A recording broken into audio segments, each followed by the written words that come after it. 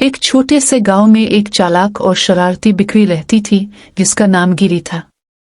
गिरी कोई आम बिक्री नहीं थी, इसके पास हर किसी को चकमा देने की अजीब सलाहियत थी।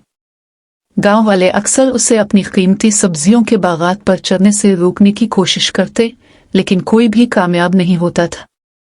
वो जाल बिछाते, लेकिन गिरी हमेशा किसी न किसी तरह फरार हो जाती और बस एक चबाया हुआ सलाद का पता उसकी मौजूदगी का सबूत रह जाता।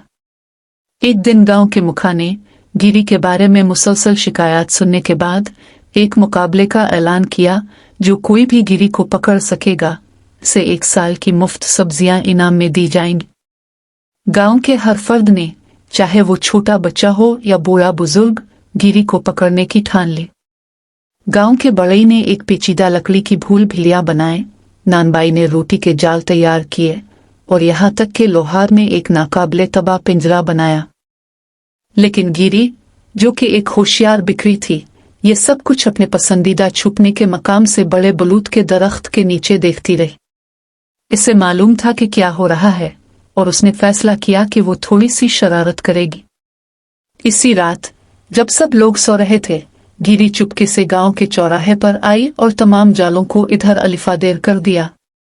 अगली सुबह जब गांव वाले इसे पकड़ने की कोशिश करने लगे तो वो खुद ही जालों में फंस गए। बूढ़ी मिसेस जेनकिंस लकड़ी की भूल भिलिया में फंस गईं और मदद के लिए चिल्ला रही थी, जबकि नानबाई इस जाल में उलझ गया जो गिरी के लिए बनाया गया था। लोहार, जो अपनी ताकत पर नाज करता था, अपने ही नाकाबिले तबाह पिंजरे से निकलने की कोशिश कर रहा था।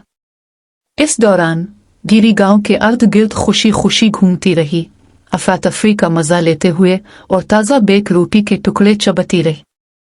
मुखिया ने जब ये मिजाहिया मंजर देखा तो बे-इख्तियार हंस पड़ा। इसे एहसास हुआ कि कोई भी गिरी को कभी नहीं पकड़ सकेगा और शायद यही बेहतर है। आखिरकार गिरी ने गांव में खुशी और शरारत भर दी थी। लिहाजा मुखिया ने मुकाबला मंसूख कर दिया और गिरी को गांव की शरारती का एजाजी लक़ब दे दिया। इसके बाद गांव वाले गिरी के बागात में आने का खैर मकदम करने लगे। वो इसके लिए नाश्ते छोड़ने लगे, इस उम्मीद पर कि वो इस होशियार बिक्री की एक झलक देख सके जो उन्हें चकमा दे जाती थी।